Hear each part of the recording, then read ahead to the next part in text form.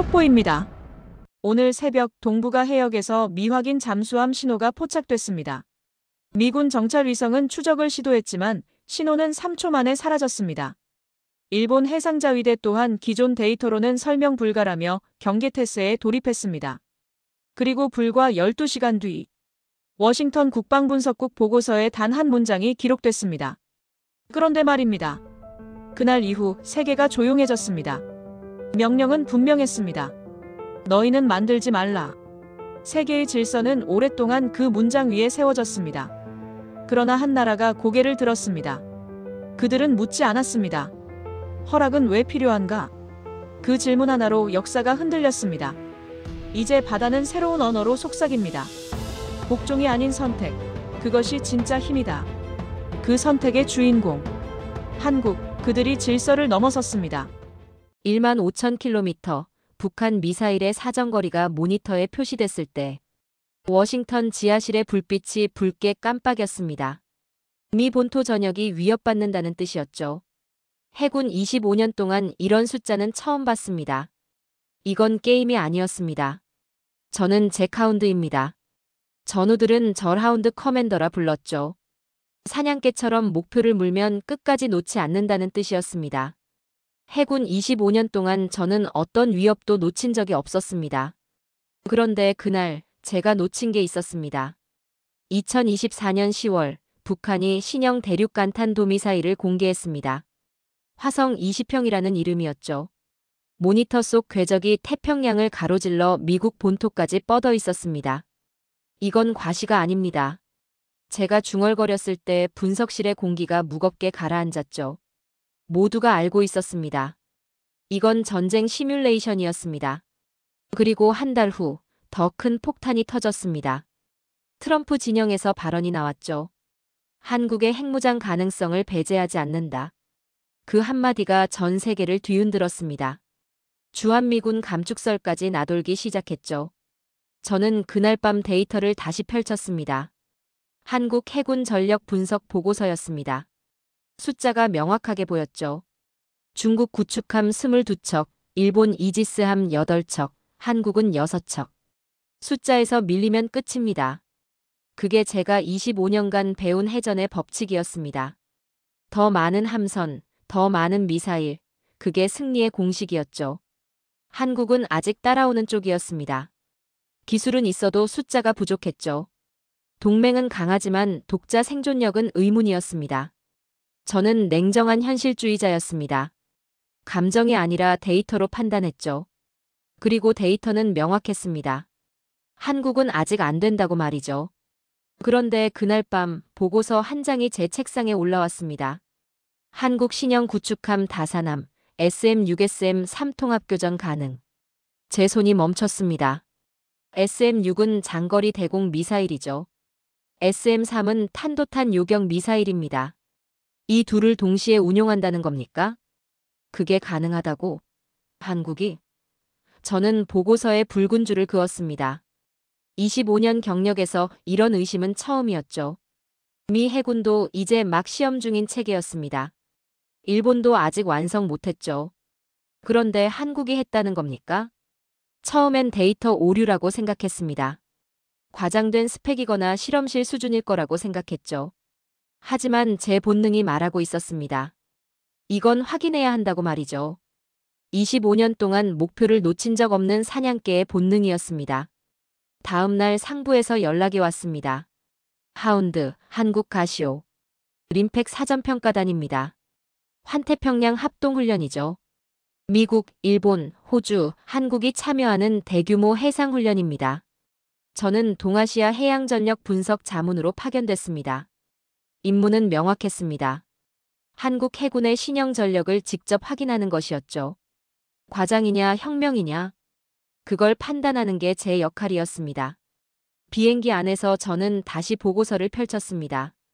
다사남, 8,200톤급 구축함, 스텔스 설계, 레이더 반사 면적 40% 감소, 가변심 도소나 탑재, 불가능한 숫자들이군.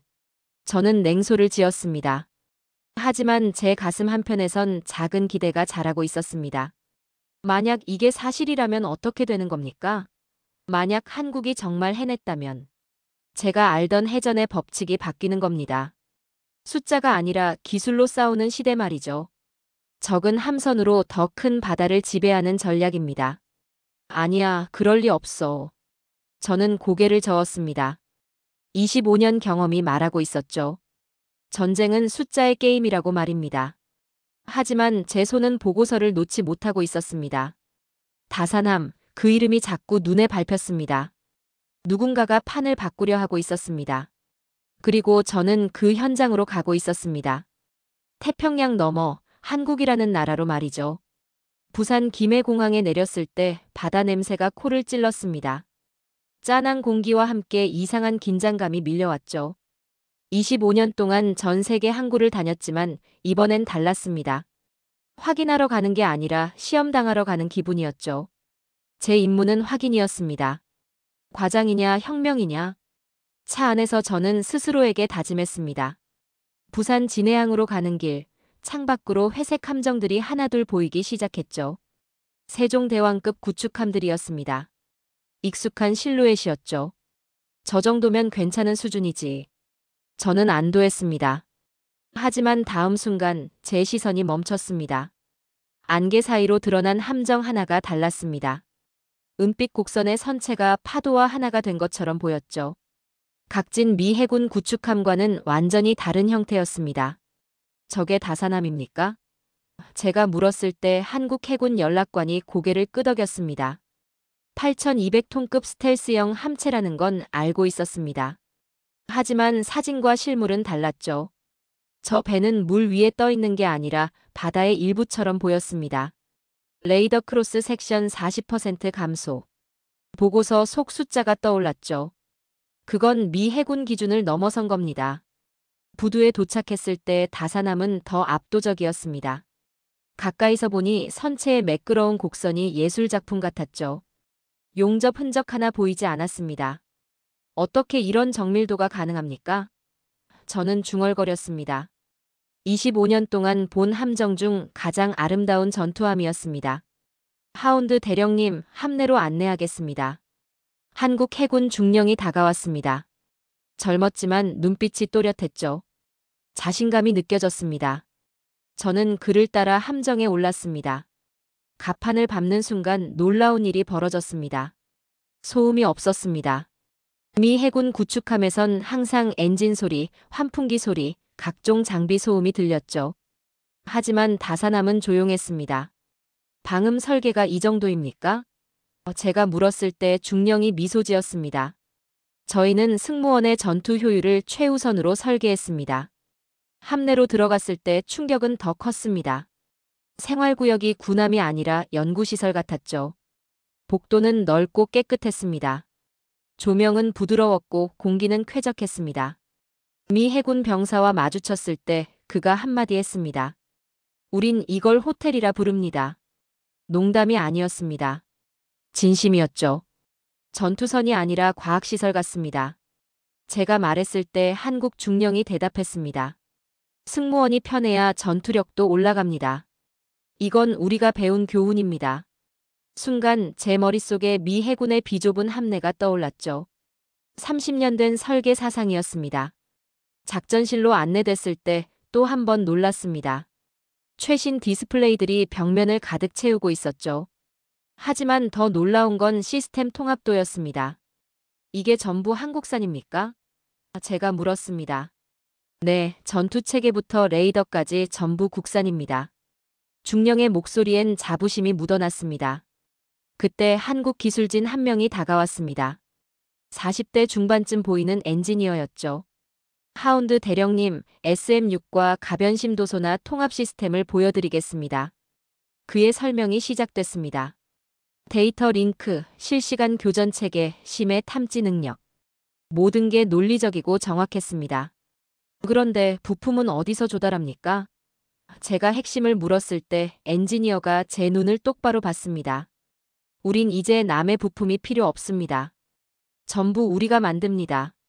그 한마디가 제 귓가에서 울렸습니다. 제 시선이 흔들렸습니다. 25년 동안 한국은 미국 기술에 의존하는 나라라고 생각했죠. 따라오는 쪽이지 앞서가는 쪽이 아니라고 믿었습니다. 하지만 지금 제 앞에 있는 이 함정은 달랐습니다. 그들은 기술을 수입하지 않았습니다. 흡수하고 초월했습니다. 저는 다사남의 선체를 다시 바라봤습니다. 은빛 곡선이 석양을 받아 빛나고 있었죠. 한국이 만든 바다의 요새, 그것이 다사남이었습니다. 제 안의 회의론이 천천히 녹기 시작했습니다. 이건 모방이 아니라 창조였습니다. 림팩 훈련이 시작된 건 일주일 후였습니다. 하와이 인근 해역에 미국, 일본, 호주, 한국 함대가 집결했죠. 제 임무는 관제소에서 전체 데이터를 관측하는 것이었습니다. 내 임무는 관찰이었지만 심장은 전투 중이었습니다. 훈련 시나리오는 명확했습니다. 적 탄도탄 발사와 잠수함 침투를 동시에 막는 것이죠. 현실에서 가장 가능성 높은 시나리오였습니다. 관제소의 모니터가 붉은빛으로 깜빡이기 시작했습니다. 모의 표적 발사, 거리 240km. 관제관의 목소리가 울렸습니다. 각국 함정들이 일제히 반응했습니다. 레이더가 표적을 포착하고 교전 준비에 들어갔죠. 저는 숨을 죽이고 데이터를 지켜봤습니다. 탐지 시간이 생사를 가르니까요. 일본 아타 고급이 먼저 반응했습니다. 3.2초. 괜찮은 속도였죠. 미 해군 알레이버크급이 뒤를 이었습니다. 2.9초. 역시 미 해군답다고 생각했습니다.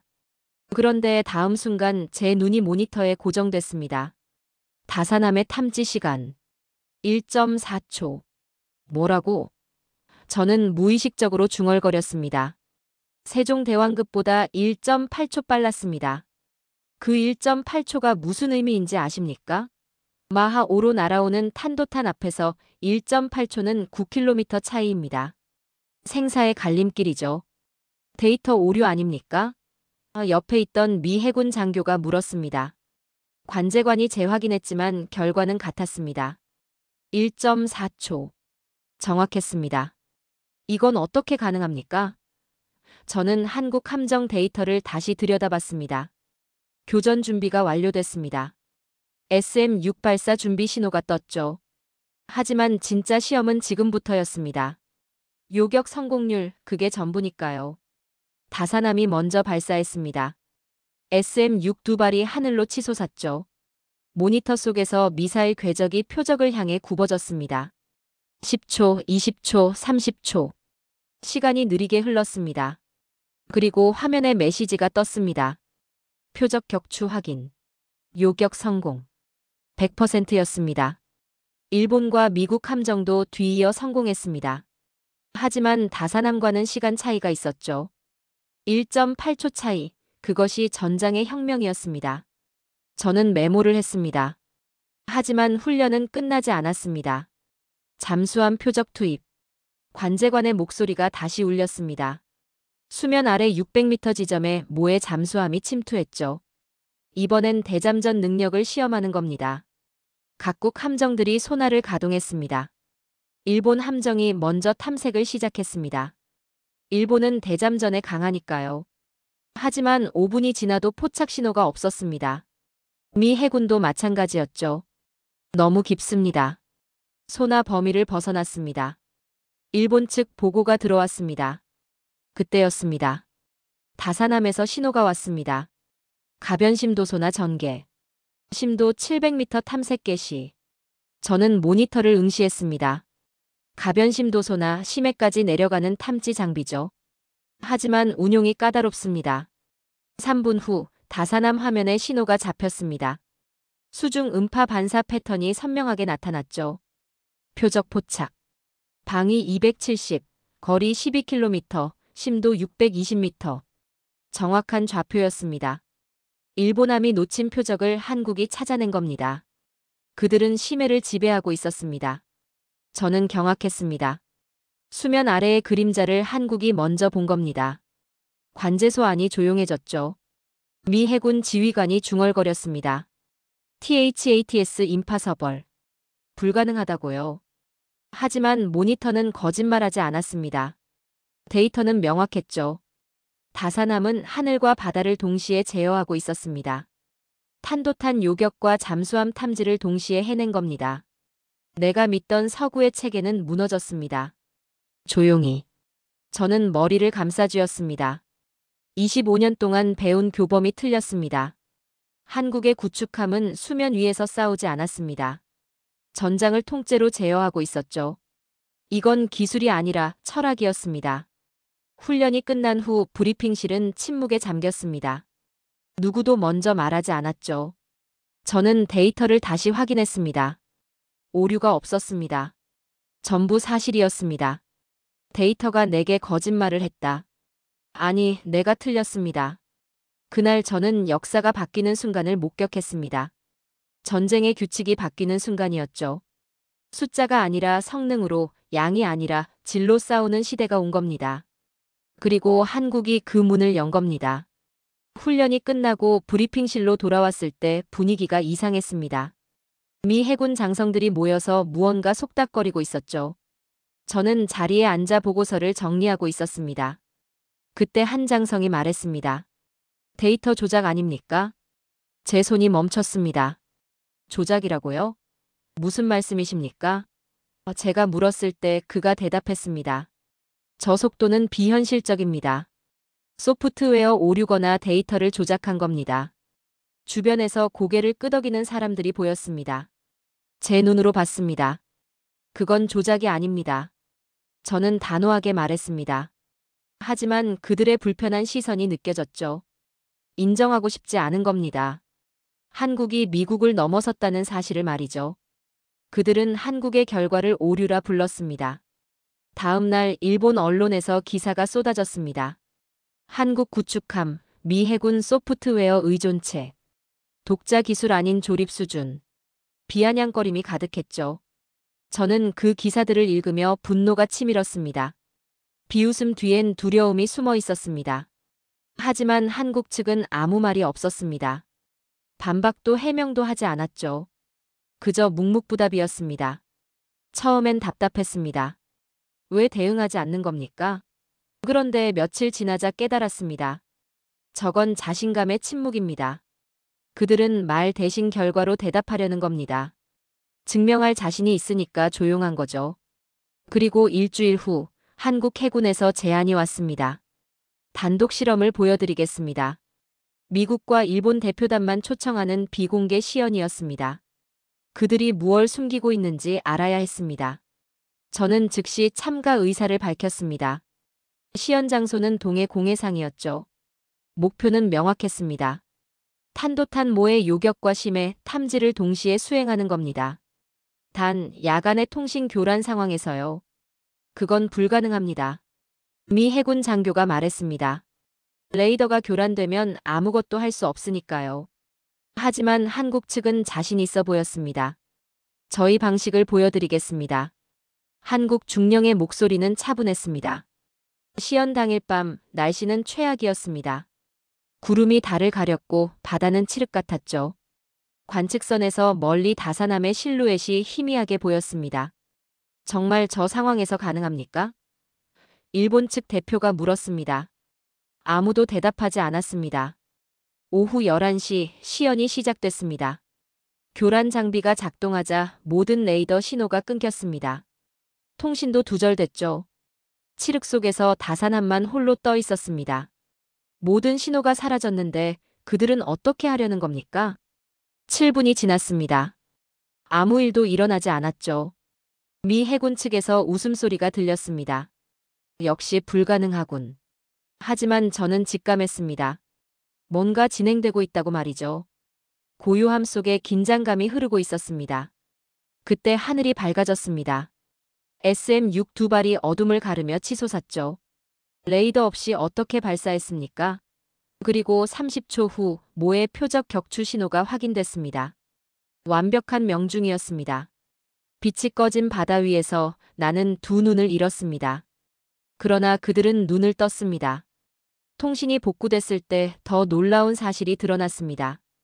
다사남은 동시에 잠수함 표적도 추적하고 있었던 겁니다. 가변심도 소나로 심해 650m 지점에 표적을 포착한 상태였죠. 어떻게 이게 가능합니까? 저는 소리쳤습니다. 한국 중령이 다가와 설명했습니다.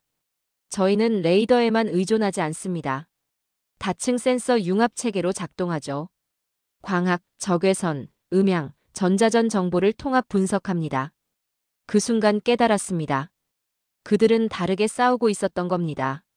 관측선으로 돌아왔을 때 일본 대표단은 침묵했습니다. 미 해군 장교들도 말이 없었죠. 저는 노트에 한 줄을 적었습니다.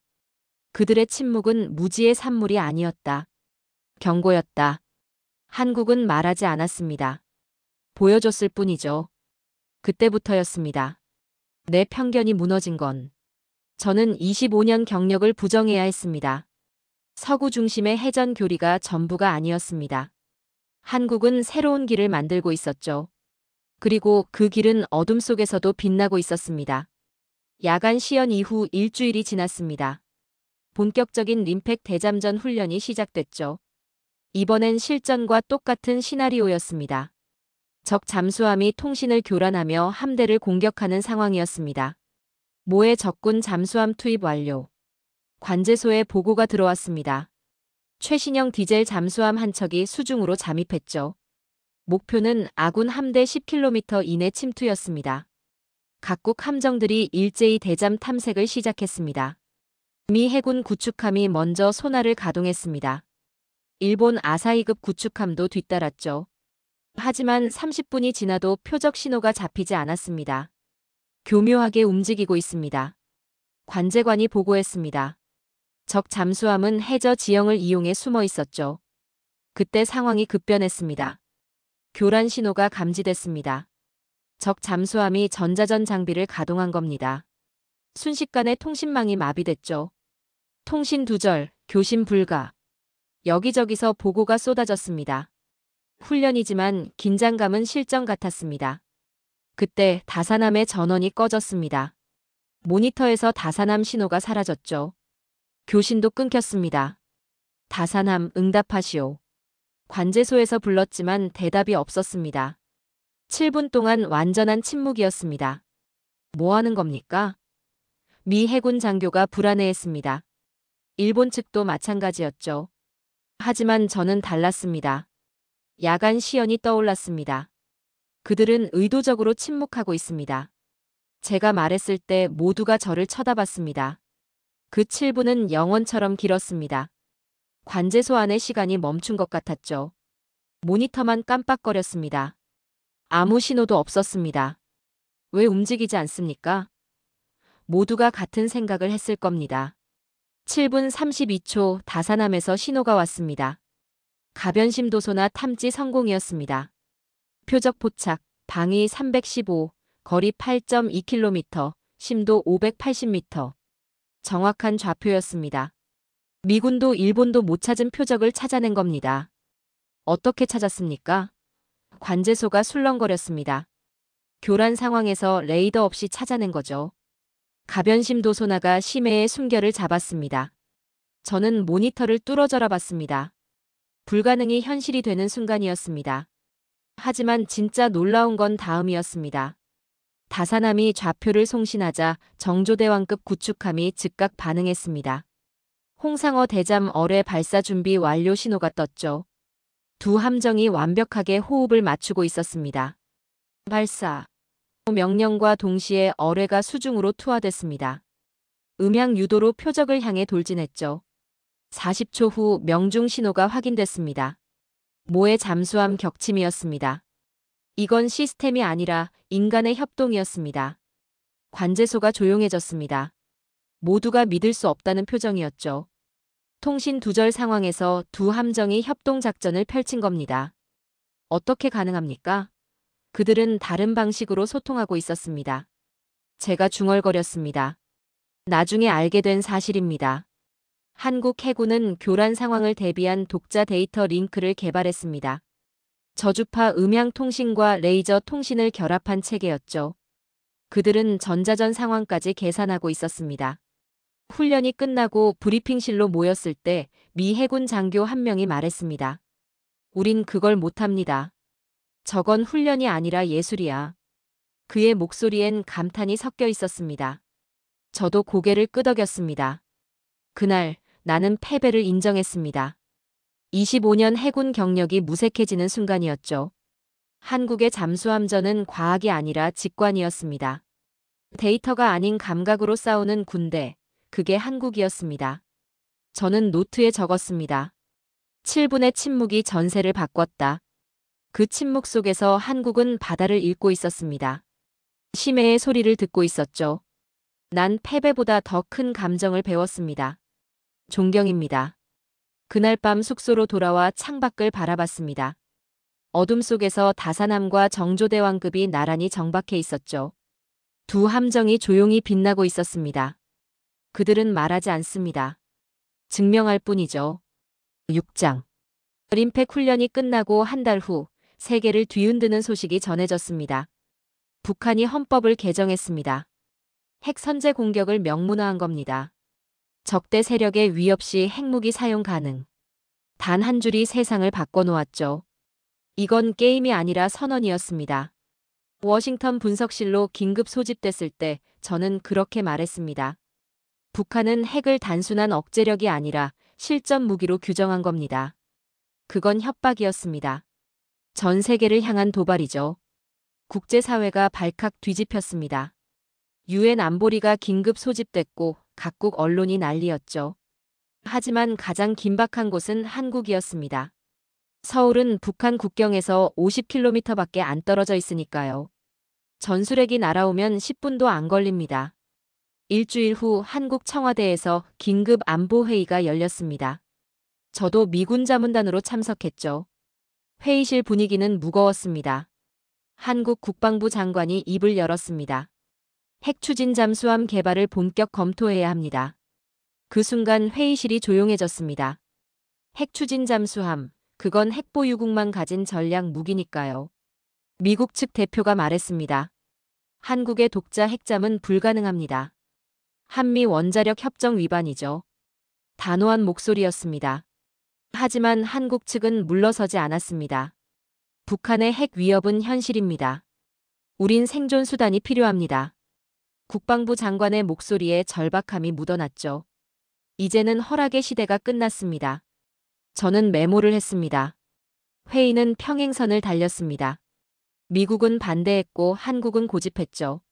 저는 중립을 지키며 조용히 관찰했습니다. 자주방이란 허락을 구하지 않는 것입니다. 그 생각이 머릿속에서 맴돌았습니다. 회의가 끝나고 한국 측에서 제게 제안이 왔습니다. 특별 브리핑에 참석하시겠습니까? 두산중공업 원자로 기술 설명회였습니다. 비공개 행사였죠. 저는 즉시 참석 의사를 밝혔습니다. 그들이 뭘 준비했는지 봐야 했습니다. 사흘 후 경남 창원의 두산중공업 연구소에 도착했습니다. 보안이 삼엄했죠. 출입증을 3번이나 확인받았습니다. 브리핑실로 안내됐을 때 이미 몇몇 전문가들이 앉아 있었습니다. 모두 긴장한 표정이었습니다. 한국 엔지니어가 앞으로 나왔습니다. 50대 중반쯤 보이는 박사였죠.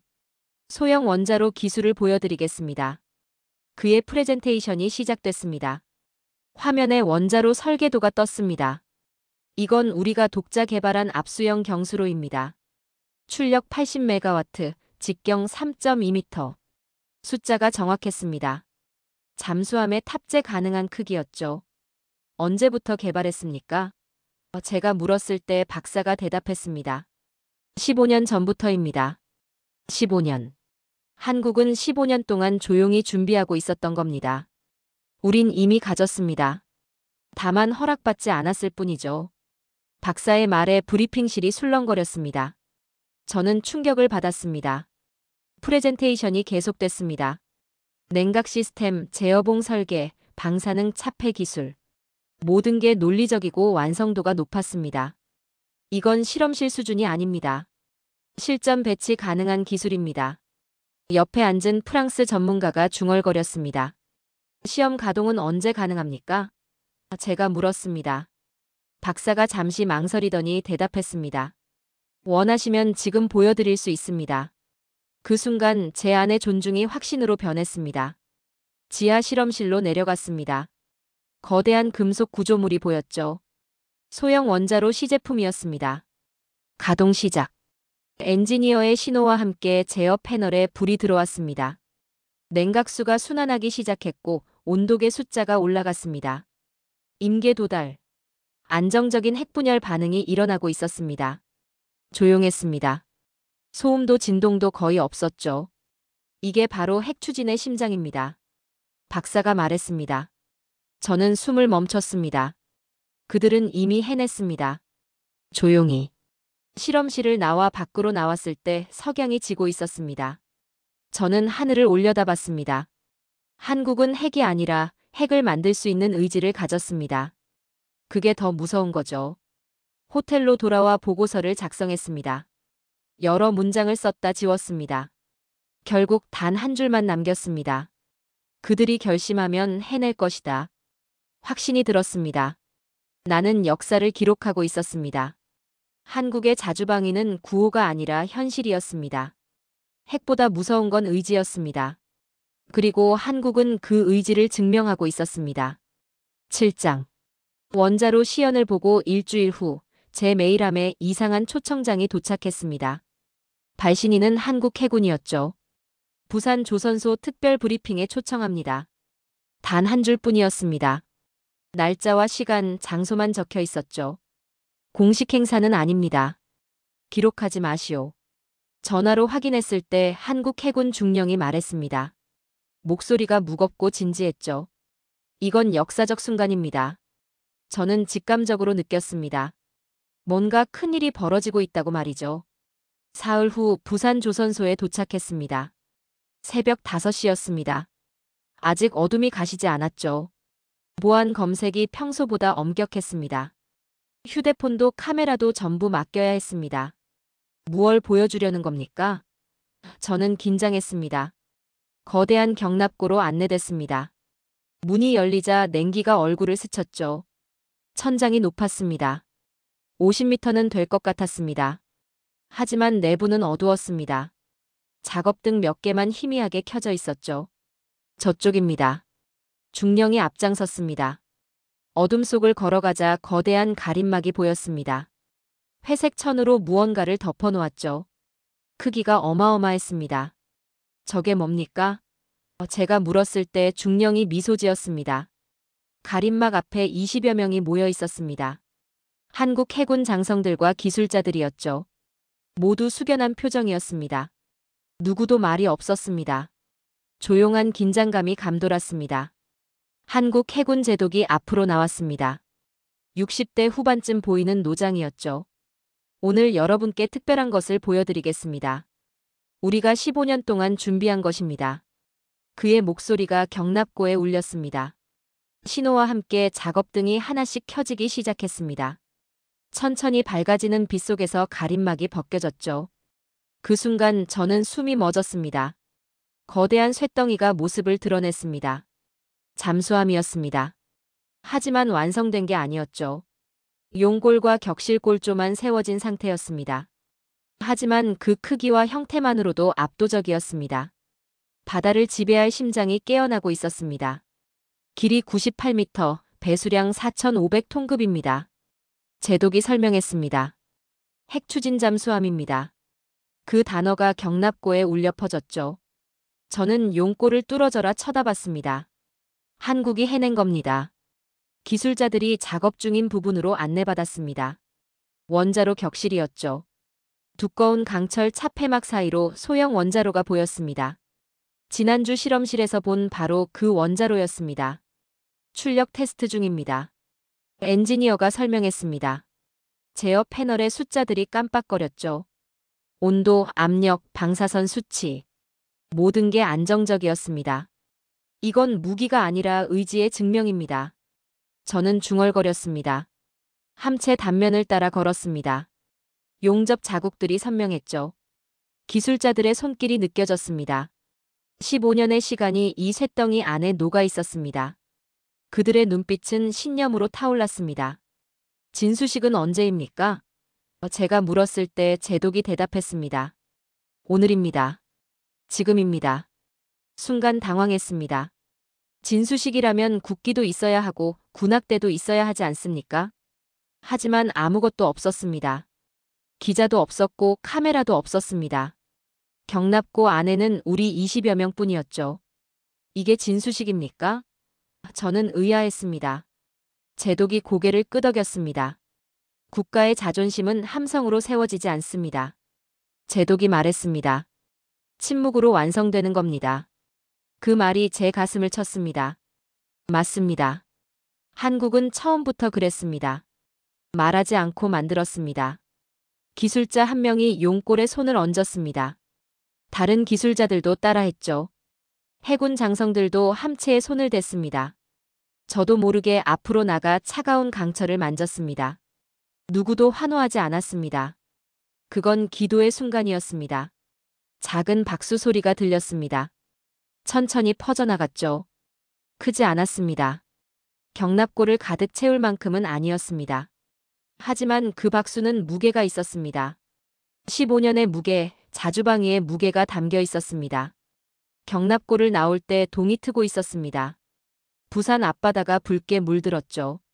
세상은 소리를 내며 싸웁니다. 그러나 진짜 힘은 조용히 태어납니다. 저는 노트에 적었습니다. 그날 바다는 새로운 주인을 맞았습니다. 아직 물에 뜨지 않은 잠수함이었지만 이미 바다의 일부가 된 것 같았습니다. 한국은 허락을 구하지 않았습니다. 스스로 길을 만들었습니다. 8장. 진수식을 보고 3년이 흘렀습니다. 저는 해군을 은퇴했습니다. 현재는 민간 연구원으로 활동하고 있죠. 국제해양안보분석센터에서 동아시아 해양 전략을 연구합니다. 하지만 제 관심은 여전히 한국에 있었습니다. 지난 3년 동안 많은 일이 있었습니다.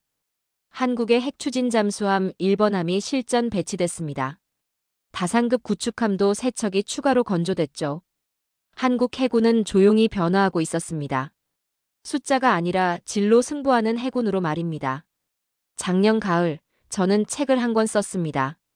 제목은 고요한 힘, 한국과 새로운 해양 독트린이었습니다. 제가 목격한 모든 것을 담았죠. 림팩 훈련, 다사남, 핵추진 잠수함 개발 과정. 숨기지 않았습니다. 출판사에서 처음엔 반대했습니다. 너무 친한 국적이지 않느냐는 우려였죠. 하지만 저는 고집했습니다. 이건 친한국이 아닙니다. 사실입니다. 결국 책은 출간됐고 예상 밖의 반응을 얻었습니다. 해외 언론이 주목했습니다. 한국, 동아시아 해양 방어의 중심으로 부상. 숫자가 아닌 기술로 승부하는 해군의 탄생. 기사 제목들이었습니다. 저는 여러 인터뷰 요청을 받았죠. 한 기자회견에서 질문을 받았습니다. 한국의 핵추진 잠수함을 어떻게 평가하십니까? 저는 망설이지 않고 대답했습니다. 그들은 핵무장을 하지 않았습니다. 하지만 핵보다 강한 억제를 선택했습니다. 그 발언이 파장을 일으켰습니다. 일부에서는 비판했고 일부에서는 지지했죠. 하지만 저는 개의치 않았습니다. 제가 본 것을 말했을 뿐이니까요. 한국은 자주방위의 새로운 모델을 보여줬습니다. 올해 봄 한국에서 초청장이 왔습니다. 부산 국제해양안보 포럼이었죠. 기조연설자로 초청받았습니다. 3년 만에 다시 한국 땅을 밟았습니다. 김해공항에 내렸을 때 익숙한 바다 냄새가 났습니다. 포럼이 끝난 다음 날 새벽, 저는 혼자 부산항으로 갔습니다. 아직 해가 뜨기 전이었죠. 안개가 자욱했습니다. 부두를 따라 걸었습니다. 정조대왕급과 다산급이 나란히 정박해 있었습니다. 3년 전 처음 봤던 그 함정들이었습니다. 하지만 지금은 달랐습니다. 실전 배치를 마친 전력이었죠. 선체에는 작은 상처들이 있었습니다. 훈련의 흔적이었습니다. 살아있는 함정들이었습니다. 바람이 불었습니다. 잔잔한 파도 소리가 들렸죠. 귓가에 그날의 심의 소리가 들리는 것 같았습니다. 림팩 훈련에서 다사남이 잠수함을 찾던 순간 말입니다. 그날의 심해의 소리가 아직도 들립니다. 수평선이 붉게 물들기 시작했습니다. 해가 떠오르고 있었죠. 함정들의 윤곽이 선명해졌습니다. 은빛 선체가 아침 햇살을 받아 빛났습니다. 아름다웠습니다. 전투함이 아니라 예술작품 같았습니다. 제 뒤로 발소리가 들렸습니다. 한국 해군 중령이었습니다. 3년 전 저를 안내했던 바로 그 장교였죠. 또 오셨군요. 그가 미소 지었습니다. 네, 돌아왔습니다. 저도 미소 지었습니다. 많이 변했습니까? 중령이 물었습니다. 저는 함정들을 바라보며 대답했습니다. 아니요. 당신들은 처음부터 이랬습니다. 제가 몰랐을 뿐이죠. 중령이 고개를 끄덕였습니다. 우리는 함께 부두에 섰습니다. 말없이 바다를 바라봤죠. 국가의 힘은 숫자에 있지 않습니다. 제가 중얼거렸습니다. 기술에, 그리고 그 기술을 믿는 국민에게 있습니다. 그걸 난 한국에서 배웠습니다. 태평양의 물결이 수평선을 덮었습니다. 거대한 파도가 멀리서 밀려왔죠. 하지만 부산항은 고요했습니다. 함정들이 파도를 막아주고 있었습니다. 조용히, 묵묵히, 흔들림 없이 말입니다. 저는 마지막으로 다산함을 바라봤습니다. 처음 봤을 때의 그 충격이 떠올랐죠. 불가능이 현실이 되는 순간이었습니다. 지금도 그 감동은 변하지 않았습니다. 바다는 기억합니다. 제가 말했습니다. 자신을 두려워하지 않았던 나라의 이름을. 중령이 제 어깨를 가볍게 두드렸습니다.